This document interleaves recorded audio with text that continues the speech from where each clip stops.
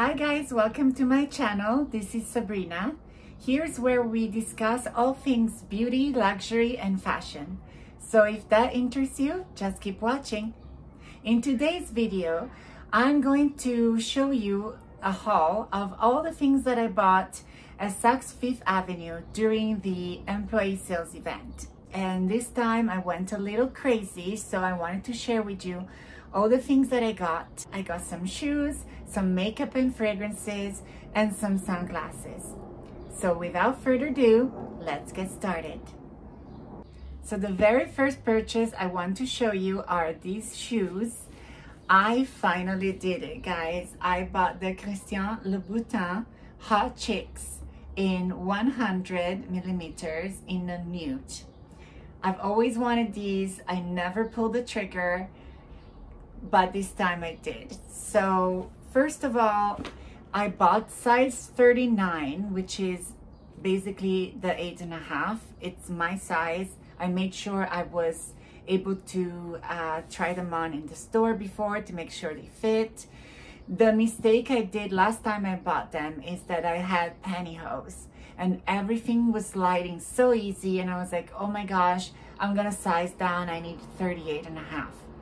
Not a good idea. No. So don't buy shoes, especially pumps, with pantyhose on, even if they're thin, because the sizing is a little bit off. So anyway, so here we go. This is the box, and so let me just show you guys. So I lowered the camera a little bit so you can guys see it. This is the box, and then there's a lot of wrapping paper to start, and then it comes with the dust bags. There are 2 dust bags like this, and then I'm gonna pull out the shoe for the big reveal.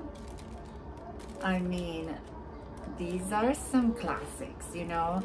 They are still wearable because they're not the 120 So Kate, which are gorgeous, but you can hardly stand on them. And walking, you have to really like stretch your legs so hard. I suggest them to be like a pick-me-up, drop me off at the restaurant, and that's all the walking you're gonna do. But these are a little bit better. I mean, obviously they're gonna hurt, but these are a little bit more reasonable. They're gorgeous. I love the shade of pink. It's like the perfect nude when I get a little bit of a tan. I think that will look very, very lovely. And the first thing I'm gonna do is take off the sticker and take them to my cobbler on the Upper East Side, and straight away, I think they charge $35. They put like some red rubber right here so you can save the ball of the foot. It would be such a shame if you started walking with these and scratch them, because then, I mean, the whole red is gone, and it's such a shame. So I highly suggested to do it. They do it pretty much everywhere in the Upper East Side. You know, people buy Louboutin all the time, so they'll do that for you. All right, and these are my Loubies Hot Chicks 100 millimeters. The second pair that I bought was a real splurge. They were basically 50% off, but I cannot tell you the price that they started at because I feel guilty. Anyhow, these are the Giambattista Valli. It's a mule in black, and when I saw it, I knew it had to be mine. It's just absolutely perfect and makes me feel like a doll. I love it. So here we go. We're gonna open the box for you. There is some, like, I guess it's like a bag where you can store them away. I'm not fond of this neon color, but we don't care very much. Out with the paper, and here they are. It's a classic. It's a satin shoe. It has a double bow, which makes it really elegant and beautiful. I think this is also maybe like a 5-inch heel, so it's not extremely high, but just about right. And I mean, they're so dainty and cute. I just love these. These are so nice. Also $39. And I never own anything this beautiful, so I just did it. I pulled the trigger and I bought them. Another purchase that I made was sunglasses. I bought these classic Pradas. This is the box. So basically the very first pair that I had this in mind. I wanted a classic, maybe tortoiseshell, something like, you know, my aesthetic, Audrey Hepburn, a classic. However, when I went to the store, I tried these Tom Fords that were completely different from what I wanted, and the associates kept saying how beautiful they were and they loved it on me, and they all agreed to the point that they made me buy them. And they were very comfortable. One thing, like, they really like hugged my face. I couldn't even feel them. They were really lovely, but they weren't what I wanted. And I think a couple of days later I returned them and I exchanged them for these, because these are just more what I'm gonna wear. So they come in this lovely box like this to hold them. And here are the glasses. They have this cute little detail on the side.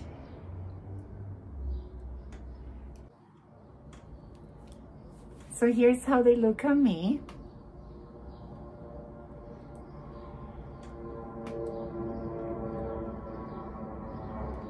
They're really nice. I think they fit my face really nicely. And yeah, they don't have any gaudy big logos on. I mean, you can see the Prada little sign on the side, but it's very discreet, so I really like it. And you can wear them up here in the summer. I just feel like super cute. Now for the lesser things, but for you guys that are beauty lovers like me, you might want to know what I bought as well in fragrance and makeup. So let's start with fragrance. So this one I actually had to purchase it separately from the online store, but that's okay. It's a Jo Malone fragrance. First time I tried this was at Sephora, and I had a literal apotheosis moment. Like, I was lifted from the ground and I went into the ceiling and there were angels singing. It was amazing. Anyway, I'm just being silly. This is the Jo Malone Red Roses Eau de Toilette. This, I absolutely love it. So it's just a fresh, slightly citrusy red rose scent. I just love it so much. Let's try it out.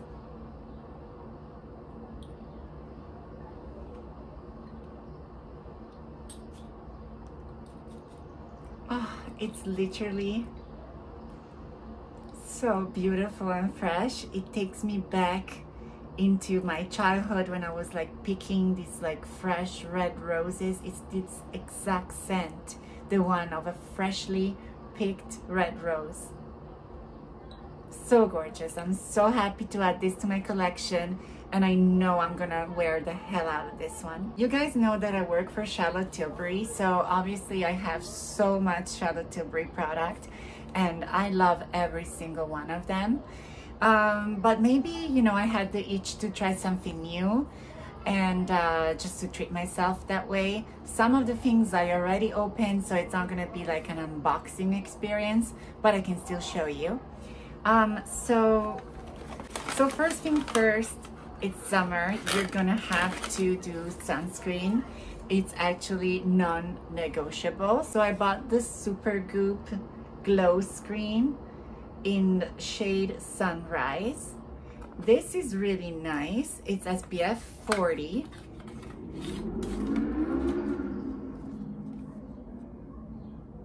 If you're interested, guys, I will do a first impression, but for now I think this will serve me really nicely because it has a little bit of a tint. I used to wear this Supergoop the watery lotion from Supergoop, and this one, I don't love it. I don't love it. So usually I do my skincare, and the very last step that I do before makeup is this. I just have to really work it in before it blends, and I want something easier. I also love that the other ones give me a glow, so I think I'll use it more than this one, because this one I grab it, but not so much.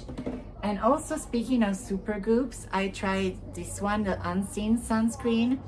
This is a clear one. Basically, it's kind of like silicone-y texture, and I do not like it because it peels off under makeup. Like, I put it on and I can already see it's peeling off, and then when you go in with the foundation, it literally takes it out.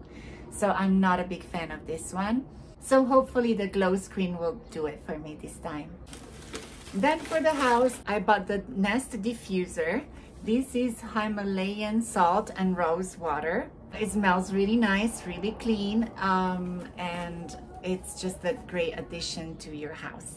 So as far as new makeup, I had an itch for a new foundation. I wanted to hear what the big fuss was about, so I bought the Forever Skin Glow and the Forever Skin Corrector. Here they are. They're from Dior. This is the concealer and this is the foundation. So Forever Skin Glow, it's gonna be glowy. I bought the shade 1.5N, which suits me just fine. And I like it. It's very like everyday, natural, buildable, light to medium coverage.